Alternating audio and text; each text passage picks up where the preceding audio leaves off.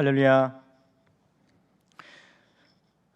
우리 코로나로 인하여서 우리 가정에서 예배하는 우리 모든 성광의 성도들, 우리 옆에 계신 가족들과 또 우리 성도님들과 함께 이렇게 인사하겠습니다. 하나님이 함께 하십니다. 하나님이 동행하십니다. 자, 우리 가정에서 또 일터에서 또 혹은 이동하는 차 안에서 예배하고 또 금요 기도회에 함께 참여하고 있는 우리 모든 성도들에게 함께 하시는 하나님의 은혜가 가득하고 충만하기를, 또 형통하게 하시는 하나님의 은혜가 가득하고 충만하기를 기도합니다. 우리가 잘 아는 찬양 중에 이따가 이제 기도회 때 부를 찬양이기도 한데요. 우리 송명희 시인이 믿음으로 고백한 신앙 고백이면서 아주 찬양이 있죠. 나 가진 재물 없으나라는 그 찬양이 있습니다. 그 가사를 보면 이렇습니다. 나 가진 재물 없으나, 나 남이 가진 지식 없으나, 나 남에게 있는 건강 있지 않으나, 나 남이 없는 것 있으니, 나 남이 못 본 것을 보았고, 나 남이 듣지 못한 음성 들었고, 나 남이 받지 못한 사랑 받았고, 나 남이 모르는 것 깨달았네. 공평하신 하나님이 나 남이 가진 것 나 없지만 공평하신 하나님이 나 남이 없는 것 갖게 하셨네. 송명희 시인이 쓴 이 찬양의 가사는 부를 때마다 또 이 가사를 우리가 묵상할 때마다 참 많은 힘과 위로를 주고, 또 신앙이 무엇인지, 믿음이 무엇인지에 대해서 우리에게 잘 가르쳐주는 귀한 찬양이라고 생각합니다. 세상 사람들은 눈에 보이는 것, 오직 그것에만 관심이 있습니다. 재물과 또한 학벌, 또한 명예, 이런 것들에만 관심이 있습니다. 자고 나면 1력씩 뛰는 아파트 가격이 얼마나 올랐나, 이것에 관심이 있고, 또 오늘 요즘 우리나라 코스피 경기가 3천을 넘었습니다. 자고 일어나면 계좌를 하루에도 50만 건씩 이렇게 새로 하는 이런 사람들이 많다고 하는데, 어제 경제 뉴스를 보니까 아빠는 S전자, 오빠는 코로나 관련주, 나는 ETF라는 이런 인터넷 또한 경제 뉴스처럼, 또 오늘자 경제 뉴스를 보니까 우리나라 성인의 30% 이상이 주식을 안 하면 혼자 벼락거지가 된 이런 상대적 박탈감 때문이라도 주식을 하고 있다라는, 또 심지어는 가상화폐까지 투자하고 있다는 이런 기사들을 보았습니다. 그래서 사실 요즘 직장인들 중에서 월요병이 많이 사라졌다고들 합니다. 오히려 월요일이 속히 오기를 기다리는 사람들이 많다고 합니다. 여러분, 월요병이 뭔지 아십니까? 직장인들이 주말을 잘 쉬고 이제 출근해야 되는 월요일이 점점 다가오면 그게 싫어서 생기는 병이 월요병인데, 너도 나도 주식을 시작하고 손대다 보니까 월요일을 오히려 기다리는 사람들이 많이 늘어난다라는 것입니다. 그런데 어떻습니까? 세상적으로 성공한 것처럼 보이는 이러한 것들은 잘 되거나 잘못되거나 우리에게 득보다는 많은 실을 가져다 주는 것을 보게 됩니다. 이런 것들이 오히려 잘 되면 우리의 마음을 교만하게 하는 이러한 독이 됩니다. 반대로 우리가 투자한 결과가 생각대로 안 되고 반대로 나타날 경우에 깊은 절망과 또한 우리의 영혼을 낙심케 하는 이러한 병을 가져옵니다. 그래서 주식이 나쁜 것은 아니지만 남들 따라서 섣불리 투자했다가 정신과 치료를 받는 이러한 사람들이 많이 늘어나고 있다라고 합니다. 그런데 믿음의 사람은 어떤 사람들입니까? 믿음의 사람은 세상적인 눈으로 세상을 바라보는 것이 아니라 세상 사람들이 가지지 않는 새로운 눈과 새로운 귀를 가지고 듣고 보는 사람들입니다. 오늘 송명희 시인의 이 고백처럼 세상 사람들은 볼 수 없는 것을 보는 사람들입니다. 세상 사람들은 들을 수 없는 것을 듣는 사람들입니다. 그래서 믿음은 보여지는 것이 전부가 아니고 들려지는 것이 모든 것이 아니다라고 고백할 수 있어야 합니다. 세상이 못 보는 것, 그러나 우리가 보는 것은 무엇입니까? 세상이 듣지 못하는 것, 그러나 우리가 듣는 것은 무엇입니까? 바로 우리 하나님입니다. 하나님의 음성입니다. 하나님의 말씀입니다. 우리 신앙인들은 보이지 않는 하나님을 보고 들리지 않는 하나님의 음성을 듣는 사람들입니다. 우리는 우리 하나님께서 눈에 보이시진 않아도 우리의 인생 가운데 늘 동행하심을 보는 사람들이어야 합니다. 우리는 하나님의 목소리를 직접적으로 듣지는 못해도 때에 따라서 말씀을 통해서 혹은 사람을 통해서 번뜩이는 지혜를 통해서 우리에게 말씀하시는 그 하나님의 음성을 듣는 사람들입니다. 우리는 이처럼 믿음을 통해서 놀라운 신비를 경험합니다.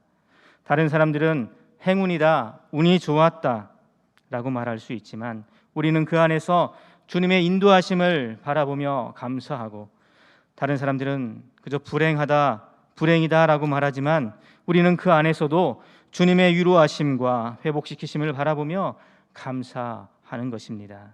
하나님이 동행하시고 하나님이 함께 하심으로 좋은 일을 만나도 감사, 굳은 일을 만나도 늘 감사하며 우리 인생에 숨겨진 놀라운 하나님의 역사를 이곳저곳에서 깨닫고 감추어준 놀라운 이런 섭리들을 깨닫고 감사하는 복된 인생이 감사하는 것이 복된 인생이라고 고백할 수 있어야 할 것입니다. 오늘 창세기 39장의 전체적인 내용은 형통하는 요셉에 대해서 말해주고 있습니다.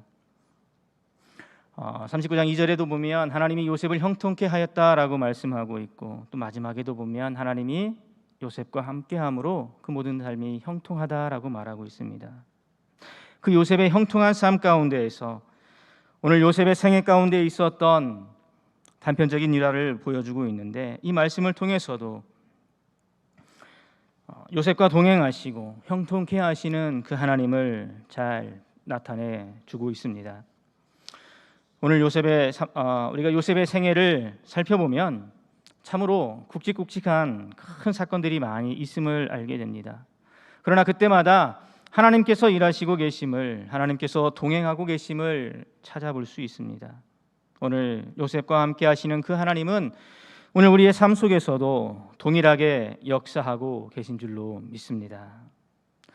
역시 우리가 믿음의 눈으로 우리의 지난 과거를 바라본다면 험한 풍파 속에서도, 또한 온갖 시련과 어려움 속에서도 나와 함께 하시고 나와 동행하시는 그 하나님을 발견하게 되고, 그 하나님으로 인하여, 우리와 함께하는 그 하나님으로 인하여 내가 기뻐하고 감사하며 하나님의 은혜를 고백하고 찬양할 수 있는 것입니다.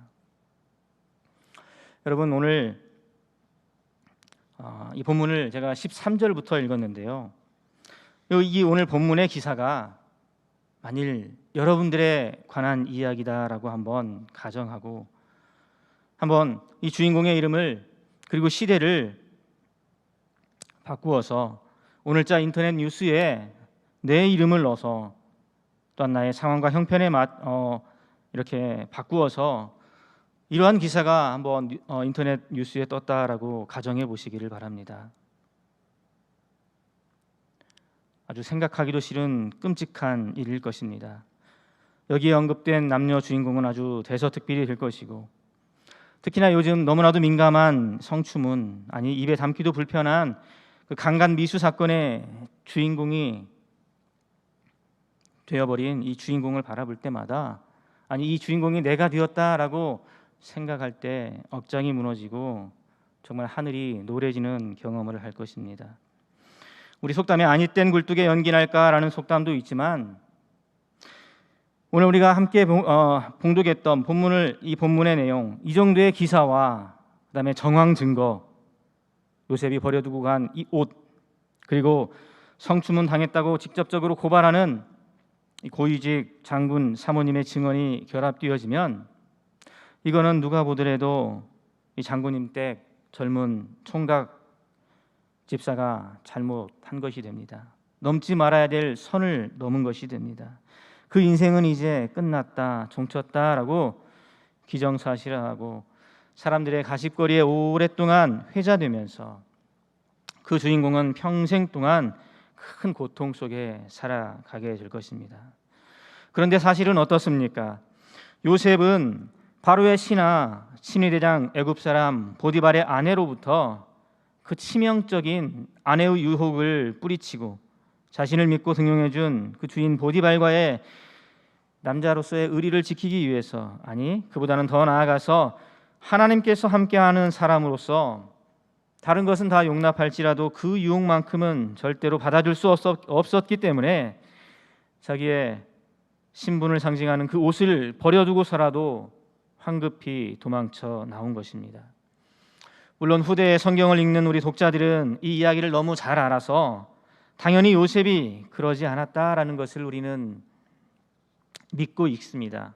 또 나중에 이 사건이 계기가 되어서 애굽의 왕 바로 앞에 서게 되니까 이런 오해가 풀렸으리라 생각되어지지만 요셉이 옥살이하는 그 긴 시간 동안 이 진실은 결코 규명되지 않았습니다.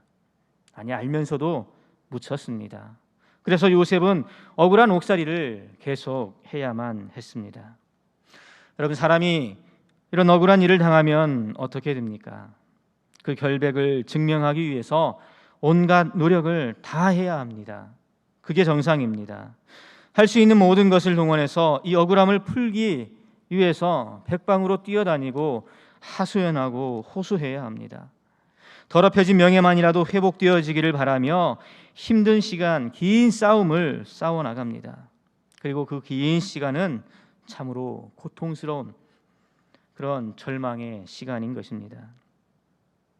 여러분, 기억하실지 모르겠지만 2008년에 있었던 한지수 사건 혹시 기억하십니까? 한지수 사건 하면 잘 기억 못하실 수 있을 것입니다.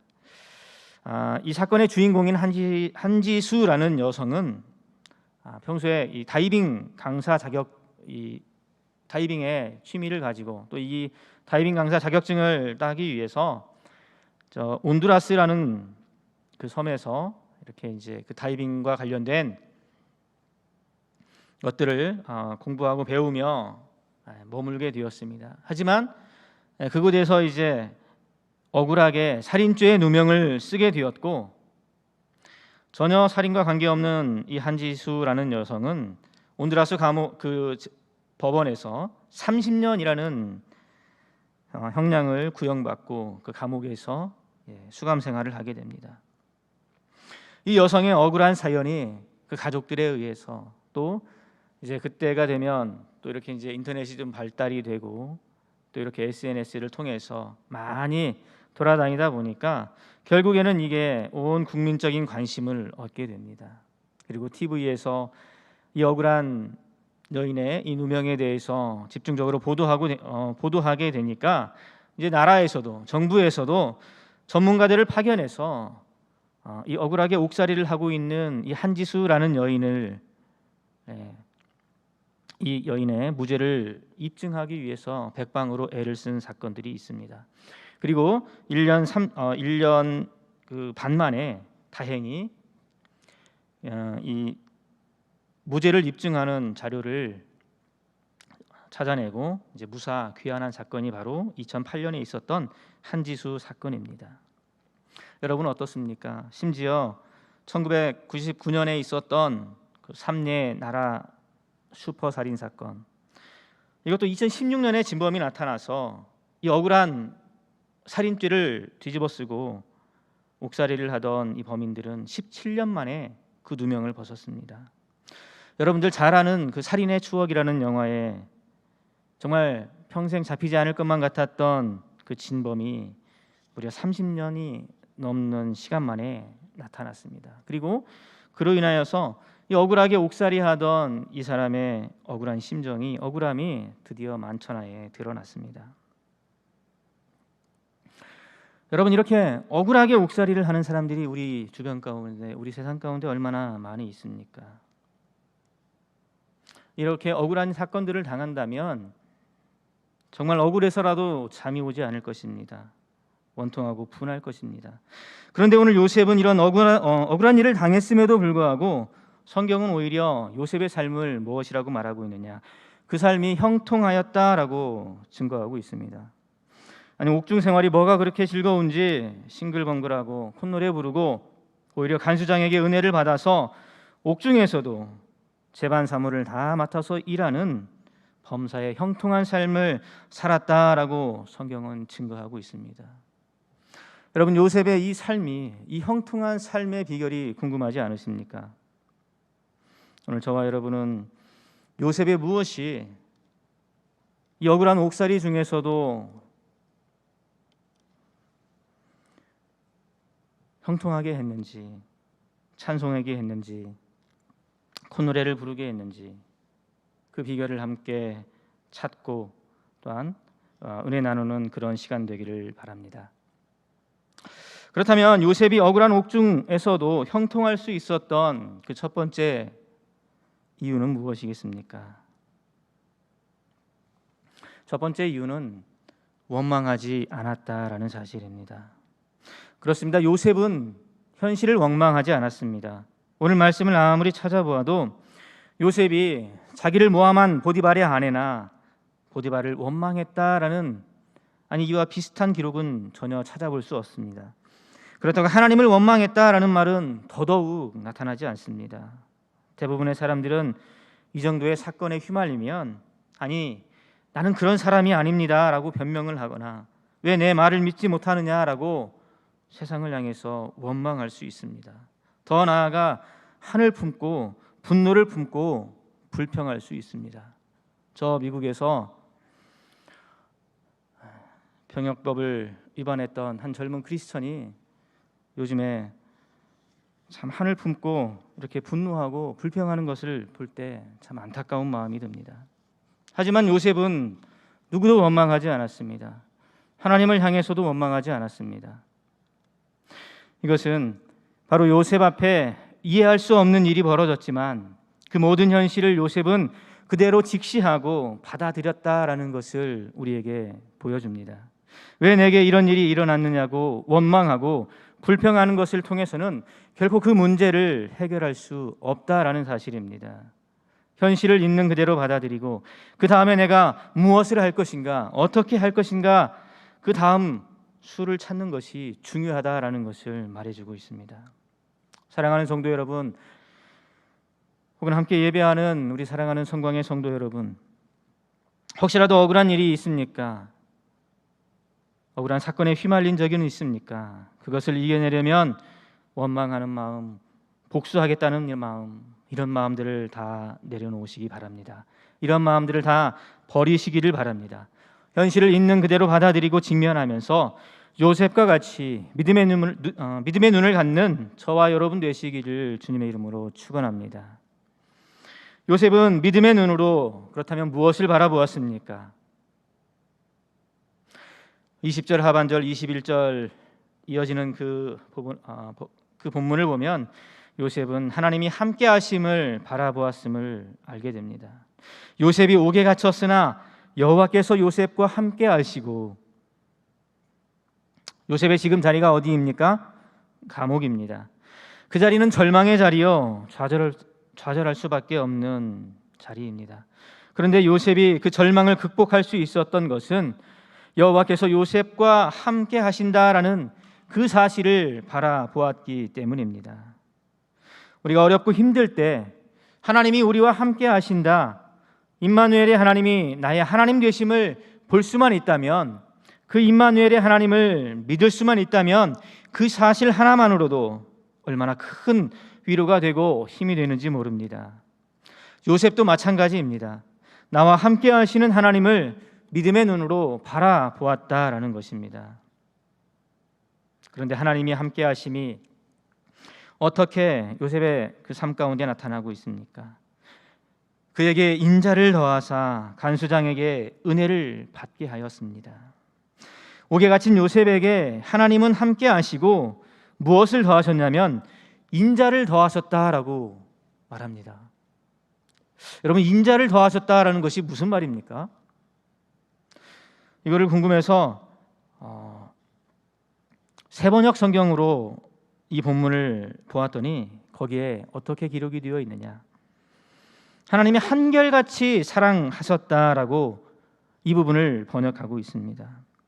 억울하게 옥에 갇혀서 원망할 수도 있고 분노할 수도 있고 낙담할 수도 있는 요셉을 다시 일으켜 세우기 위해서 하나님은 요셉을 한결같이 사랑하셨다라고 말합니다.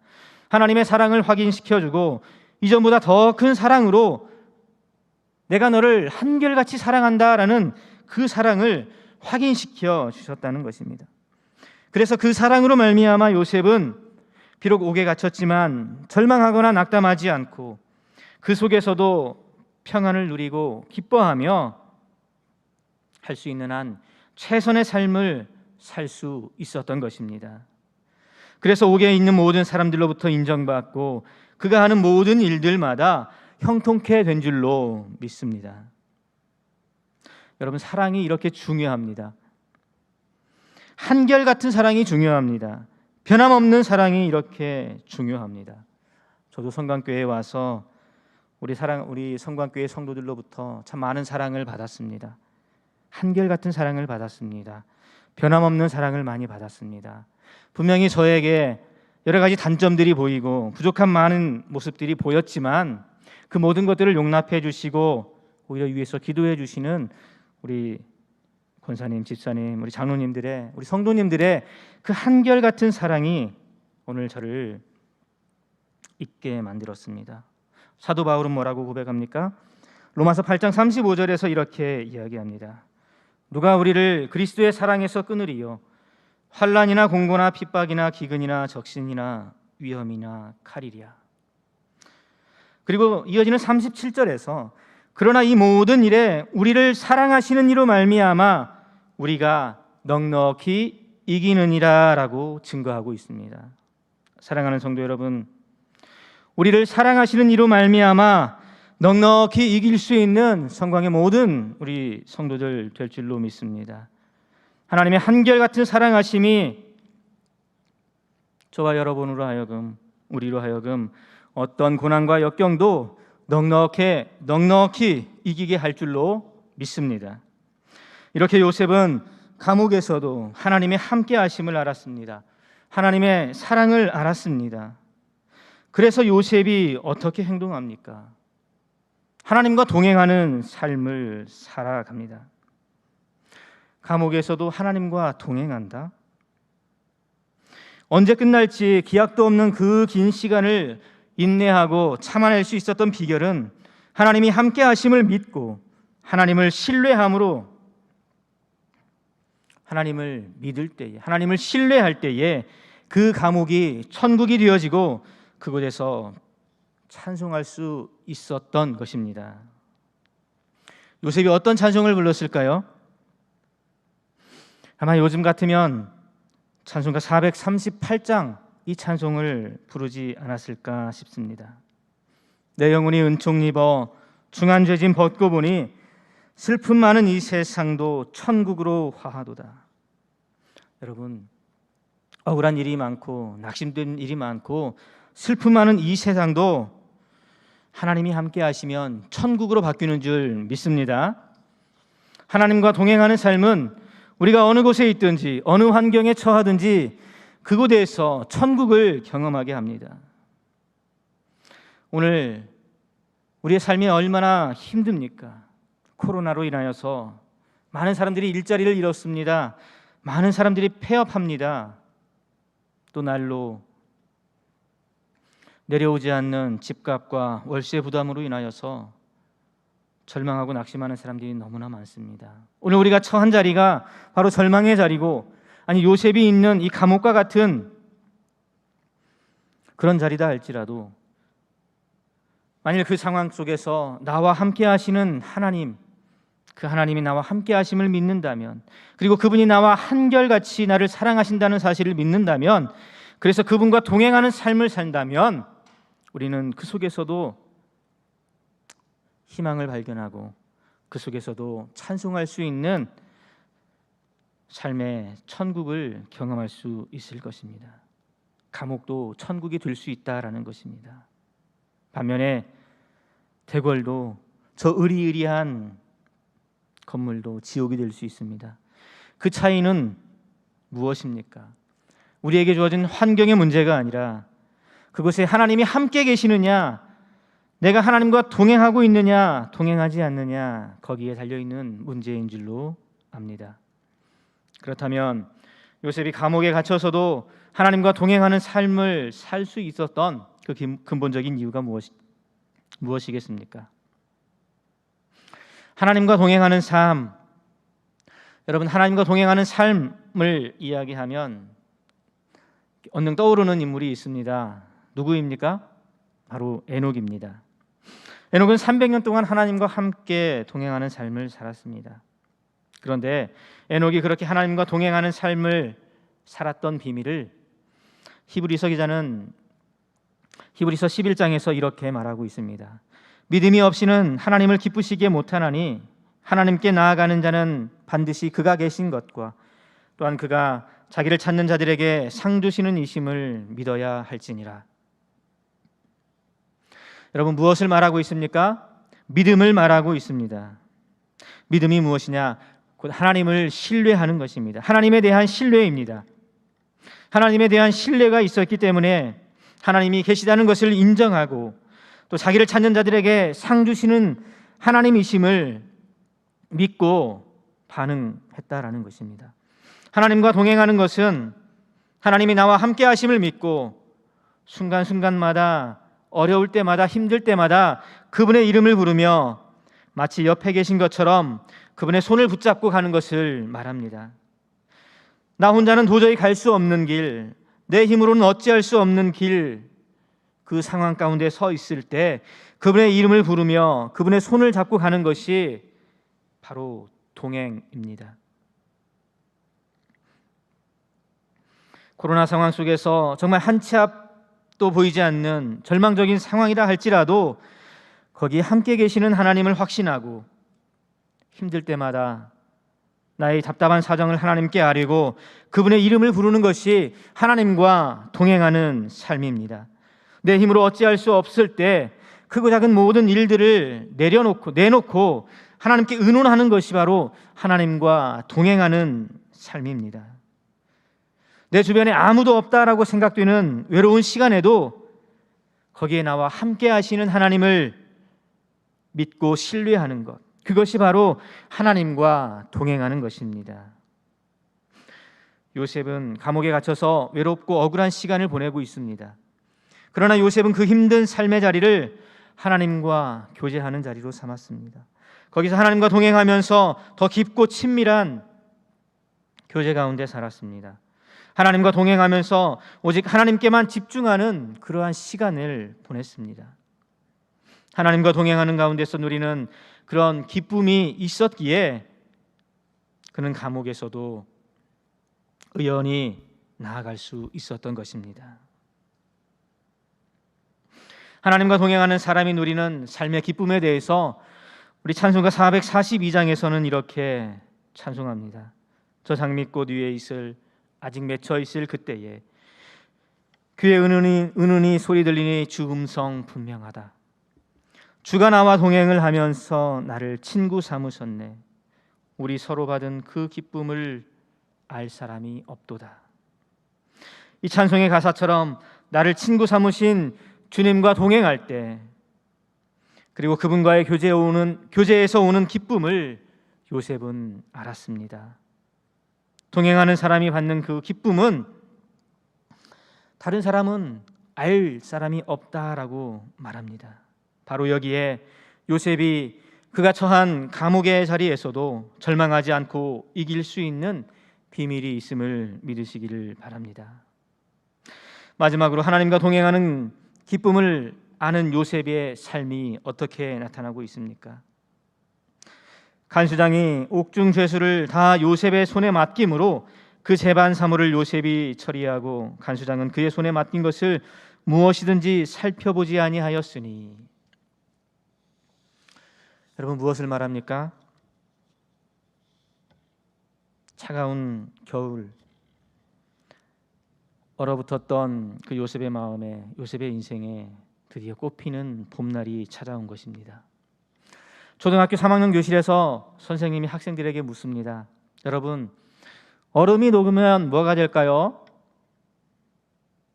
아이들이 저마다 손을 듭니다. 그리고 대답합니다. 선생님이 한 아이를 지명했을 때 뭐라고 대답합니까? 얼음이 녹으면 물이 돼요. 맞습니까? 정답입니다. 그런데 정답인데도 한 아이가 계속해서 손을 들고 있습니다. 선생님이 그 아이를 다시 지명합니다. 그랬더니 그 아이가 이렇게 대답했답니다. 선생님, 얼음이 녹으면 봄이 돼요. 참으로 기가 막힌 대답이 아닐 수 없습니다. 얼음이 녹으면 물이 된다라는 것은 과학적이고 현실적이며 아주 이상적인 답입니다. 그러나 우리가 신앙의 눈으로, 생명의 눈으로 바라보면 이 답이 달라집니다. 자연을 다스리시는 그 하나님의 관점에서 보면 얼음이 녹으면 뭐가 됩니까? 물이 되는 것이 아니라 봄이 되는 것입니다. 오늘 요셉의 인생도 마찬가지입니다. 그는 노예로 팔려왔습니다. 지금 감옥에 갇혀 있습니다. 이러한 사건들은 이성적으로 보면, 현실적으로 냉정하게 분석하고 판단해 보면 절망으로밖에 보이지 않습니다. 차가운 시련의 겨울입니다. 그러나 믿음의 눈으로 바라보면 뭐가 보입니까? 봄이 되는 것입니다. 그 모든 고난과 절망의 사건이 요셉을 하나님이 들어 사용하는 봄으로 바꾸어 준 것입니다. 바로 여기에 요셉이 옥에 갇혀 있으면서도 희망의 끈을 놓지 않고 주어진 삶에 최선을 다한 이유가 있는 것입니다. 사실 사람이 억울한 일을 당하면요, 아무것도 할 수 없습니다. 일하고자 하는 그 동력을 잃게 됩니다. 에너지를 상실합니다. 그저 그 분한 마음 때문에 내가 어떻게 하면 이 분한 상황을 헤쳐나갈 수 있을까, 복수할 수 있을까, 그 생각에만 사로잡혀 있습니다. 그런데 요셉은 어떻습니까? 결코 그렇지 않았습니다. 그가 비록 억울하게 옥에 갇혀 있지만 그는 그 속에서 자신과 함께 하시는 하나님을 바라보았고 하나님의 사랑을 확인하면서 하나님과 동행하는 삶을 살았던 것입니다. 그러니 그에게 주어진 모든 환경은 그냥 단순한 사건들이 아니라 하나님이 이루어가는 시간이었고 하나님이 이끌어가는 사건이었던 것입니다. 그래서 그는 자기에게 주어진 환경을 탓하기보다는 주어진 삶의 현실 속에서 자기가 할 수 있는 최선을 다하는 삶을 살 수 있었던 것입니다. 요셉이 얼마나 성실하게 살았던지요, 여기에 있는 모든 사람들이 요셉을 믿었습니다. 그리고 옥중의 모든 죄수들을 관리하는 일, 심지어 옥에 있는 모든 사무적인 일처리까지도 요셉에게 다 맡겼습니다. 그리고 그 맡겨놓은 일에 대해서 두 번 다시 확인하지 않고 다 믿었다라고 성경은 기록하고 있습니다. 이것을 보면 요셉은 정말로 하나님이 주신 그 꿈을 보는 사람이었습니다. 꿈을 가진 사람이었습니다. 믿음의 눈으로 하나님이 주신 이 꿈을 바라보며 나아가는 사람이었음이 분명합니다. 그렇지 않고서야 요셉에게 하나님이 열어주실 미래에 대한 그런 확신이 없었다면 어찌 옥에서 이렇게까지 성실하게 최선을 다하는 삶을 요셉이 살 수 있었겠습니까?